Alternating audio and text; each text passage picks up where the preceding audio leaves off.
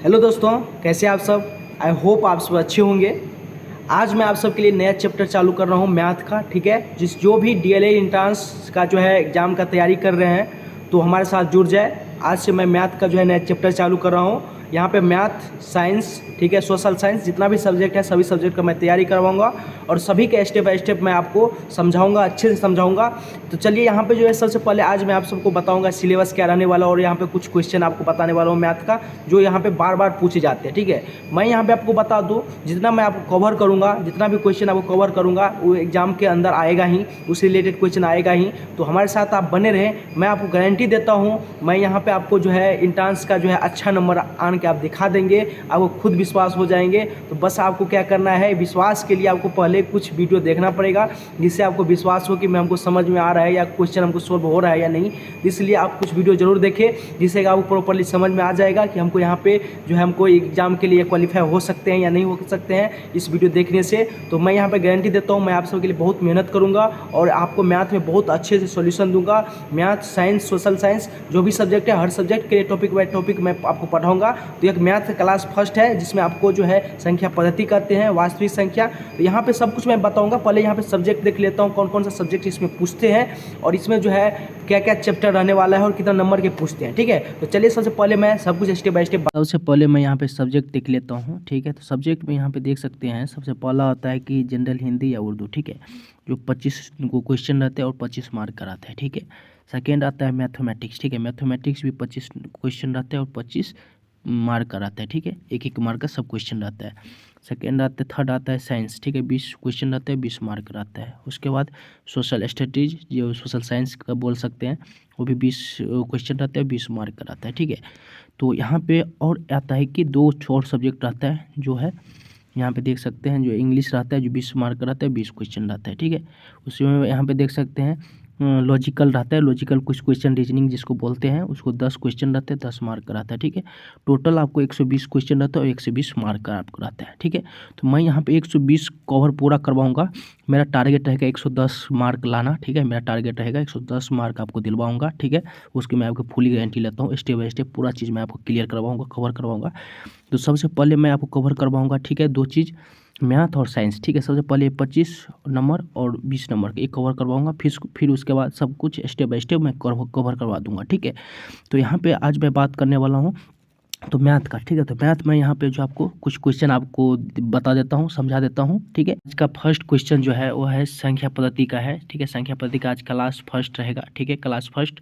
मैं यहाँ पे सिलेक्शन का, जैसे कि आपको थंबनेल पे दिख रहा हो, 100% गारंटी, मैं 100% आपको गारंटी देता हूँ। ठीक है, आपको सरकारी कॉलेज में दिलवा के रहूँगा। ठीक है, बशर्ते मैं स्टेप बाय स्टेप जैसे बताऊँगा वैसे हिसाब से आपको समझना है और एक नोट्स बनाते जाना है। ठीक है, सब सब्जेक्ट का अलग अलग, और नोट्स में जैसे मैं बता रहा हूँ उसी हिसाब से आपको नोट करते जाना है। ठीक है, और रिवीजन प्लस में करते जाना, रिवीजन बहुत ज़रूरी होता है। ठीक है, उसके बाद मैं यहाँ पे आपको बता दूँ। ठीक है, उसके बाद यहाँ पे देखिए जो क्वेश्चन मैं बताने वाला हूँ, क्वेश्चन यह है। ठीक है, ये क्वेश्चन 3 क्वेश्चन मैं अभी बताने वाला हूँ। ठीक है, जिसमें संख्या रेखा पर किसे निरूपित किया जा सकता है। ठीक है, फर्स्ट क्वेश्चन, सेकेंड क्वेश्चन यह है। ठीक है, और थर्ड क्वेश्चन यह है। इस चीज़ 3 चीज़ पता रहने के लिए पहले आपको एक चीज़ पता रहना चाहिए। ठीक है, जो मैं आपको बता देता हूँ। ठीक है, तो यह आपको पता रहना चाहिए।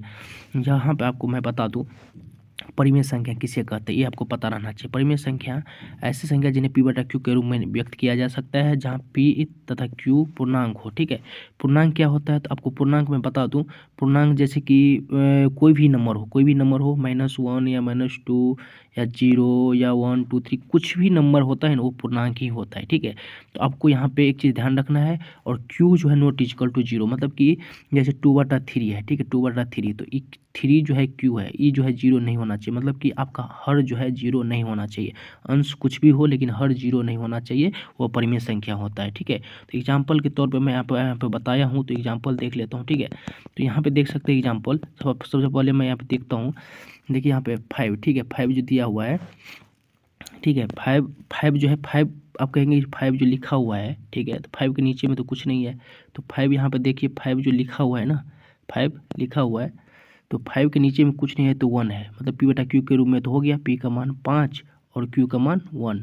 ठीक है, तो लेकिन क्यू नॉट इक्वल टू, तो क्यू 0 नहीं है, मतलब कि यह परिमेय संख्या है। ठीक है, ये चीज़ दिमाग में रखना है। फिर 2/3, तो हर जो है जीरो नहीं है, फिर 5 × 6, 6 जो है हर नहीं, मतलब 6 जो है जीरो नहीं है। यहाँ पे 11/4, 4 जीरो नहीं है, परिमेय संख्या है। अब √25, ठीक है, √25 का वैल्यू कितना होता है, 5 होता है। 5 जैसे कि मैं बताया वो परिमेय संख्या है, क्योंकि 5 का बट्टा में कुछ नहीं तो 1 है, तो 1 है, जो 5/1, 1 तो जीरो नहीं है, तो यह परिमेय संख्या है। तो ठीक है, तो उसी तरह यहाँ पे सभी परिमेय संख्या है। तो ये चीज़ समझ में आ गया। तो अब क्वेश्चन पे चलते हैं, क्वेश्चन मैं आपको बता देता हूँ, ठीक है। तो यहाँ पे सबसे पहले क्वेश्चन यह है कि संख्या रेखा पर किसे निरूपित किया जा सकता है। तो संख्या रेखा पर यह पूछ रहा है जो किसे निरूपित कर सकते हैं हम। तो प्राकृत संख्या किसे कहते हैं, गिनती की संख्या को प्राकृत संख्या, गिनती कहाँ से चालू करते हैं, 1 से चालू करते हैं, 1 2 3 4 5 अनंत, ठीक है, ये प्राकृत संख्या हो गया। इसे सबको हम संख्या रेखा पर निरूपित कर सकते हैं, ठीक है। क्यों कर सकते हैं, जैसे एक संख्या रेखा दे दिए, यहाँ 1 2 3 4 करते हैं ना, तो इसलिए इसको कर सकते हैं, ठीक है। उसके बाद जो है यहाँ पे आता है पूर्ण संख्या, ठीक है। पूर्ण संख्या किसे कहते हैं, जो प्राकृत संख्या में जीरो मिला देंगे तो वो पूर्ण संख्या हो जाता है। तो इसे भी हम निरूपित कर सकते हैं। पूर्णांक किसको कहते हैं, -1, माइनस में मतलब जैसे कि प्राकृत संख्या 0 1 2 3 होता है, उसी तरह माइनस में लगा देंगे, -1 -2 -3 सभी को हम कर सकते हैं। तो ये क्वेश्चन आपको दिमाग में रखना है, क्वेश्चन बार बार पूछा जाता है डीएलएड एंट्रेंस एग्जाम में, संख्या रेखा पर किसे निरूपित किया जा सकता है, तो इनमें से सभी को, ठीक है, ये चीज़ समझ में आ गया। उसके बाद आता है सेकेंड क्वेश्चन। सेकेंड क्वेश्चन यह है यदि p एक अभाज्य संख्या है तो √p क्या होगा, ठीक है। तो एक चीज़ और आपको इससे पहले मैं बता दूँ, नोट में आपको लिख लेना है, पाई जो है ना, पाई क्या है, तो एक अपरिमेय संख्या, ये बार बार पूछ जाता है, पाई क्या है, एक अपरिमेय संख्या है, ठीक है, ये दिमाग में रखना है। उसके बाद पाई का मान क्या होता है, 22/7, 22/7 क्या है, तो यह परिमेय संख्या होता है, ठीक है, परिमेय संख्या होता है। तो ये आपको नोट बनाकर नोट में अच्छे से नोट कर लेना है, ये दो क्वेश्चन बहुत इंपॉर्टेंट है, ठीक है। तो यहाँ पे ये समझ गए। उसके बाद आता है कि अब ये जो क्वेश्चन बोल रहा है तो उस क्वेश्चन को मैं समझता हूँ, ठीक है। तो यहाँ पे बोल रहा है कि p एक अभाज्य संख्या है। अभाज्य संख्या किसको कहते हैं, जो खुद से कटे और 1 से कटे। जैसे कि 3 है, 3 क्या से कटेगा, 1 से कटेगा और 3 से कटेगा। 5 है, 1 से कटेगा और किससे कटेगा, 5 खुद से कटेगा, मतलब 1 से कटे और खुद से कटे, तो उसे हम अभाज्य संख्या कहते हैं, ठीक है। तो ये बोल रहा है कि p एक अभाज्य संख्या है तो √p, तो 3 को हम रूट कर देते हैं, 3 को, तो रूट में कोई भी वैल्यू रहे उसे हम अपरिमेय संख्या कहते हैं, ठीक है। तो यहाँ पे आपको समझ में आ गया। यहाँ पे एक चीज़ आपको दिमाग में आ गया, क्या, रूट में कोई भी चीज़ रहेगा, जैसे कि यहाँ पे 5, √5, तो √5 क्या हो गया, अपरिमेय संख्या हो गया। यहीं पे मैं पूछूंगा, जैसे कि इससे पहले मैं बताया था √25, तो √25 का तो रूट का वैल्यू निकल जाएगा, 5 हो जाएगा ना, 25 का वर्ग क्या होगा, 5 होगा, तो यहाँ पे 5 फिर क्या हो गया, अपरिमेय संख्या हो गया। आपको ये भी क्वेश्चन पूछ सकते हैं कि √5 क्या है, तो √5 एक अपरिमेय संख्या है। √25 क्या है, तो √25 का वैल्यू 5 आ जाएगा, तो मतलब यह परिमेय संख्या है। ये दिमाग में आपको रखना है। कोई भी जो जिसका वर्ग आपको निकल जाए, तो वो परिमेय संख्या हो जाता है, जो इसका वर्ग न निकले वो अपरिमेय संख्या हो जाता है, ठीक है। तो यहाँ पे हमको कह रहा है कि p एक अभाज्य संख्या है, तो p मान लो 5 है, 5 का जो रूट नहीं निकलेगा, मतलब यह जो है हमेशा अपरिमेय संख्या होगा, इसका आंसर सी हो जाएगा। इस दिमाग में आपको बैठा लेना है, और जो भी समझ में नहीं आता है उसको नोट बनाकर जो मैं बता रहा हूँ वो समझ ले, ठीक है, अच्छे से, ये समझ गए। उसके बाद यहाँ पर आता है तीसरा क्वेश्चन यह कह रहा है कि सही कथन चुनिए, शून्य एक परिमेय संख्या है। तो स्वाभाविक बात है, शून्य मैं क्या बोले थे, p/q, p मान लो 0 हो गया, q में कुछ नहीं है तो 1 है, मतलब p/q के रूप में आ गया। मैं बोला था कि q not is equal to 0, मतलब q 0 के बराबर ना होना चाहिए, मतलब कि हर नीचे में जो है बटा के नीचे में वह 0 नहीं होना चाहिए, तो ऊपर में अंश 0 है, मतलब यह एक परिमेय संख्या है। प्रत्येक परिमेय संख्या पूर्ण संख्या है, मतलब कि प्रत्येक परिमेय संख्या क्या होता है, मैं आपको जैसे बताया कि p/q के रूप में लिख सकते हैं। पूर्ण संख्या क्या होता है, 0 से चालू करते 1 2 3, और यह जो है परिमेय संख्या क्या, -1/2 भी लिख सकता हूँ। तो माइनस में जब भी आता है तो वह पूर्ण संख्या नहीं होता है, तो मतलब ये गलत है। समझ गए, आपको एक ही दिमाग में रखना है अभी, ठीक है, आगे जाके पूरा कंसेप्ट क्लियर होगा। यहाँ पे शून्य जो है ना एक परिमेय संख्या है, ये दिमाग में रट लेना है, ठीक है, शून्य जो है एक परिमेय संख्या, ठीक है।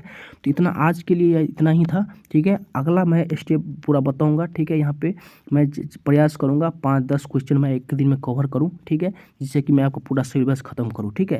बशर्ते आपका सपोर्ट चाहिए, ठीक है। आप अपने दोस्त को शेयर करें, सबको शेयर करें, ताकि हमको भी थोड़ा मोटिवेट मिले। मैं मेहनत करता हूँ आप सबके लिए, ठीक है। आपको दोस्त को यहाँ पर लाएँ, जो यहाँ पर क्लास चालू हो गया, मैं क्लास में हर एक चीज़ स्टेप बाय स्टेप आपको बताऊँगा, ठीक है।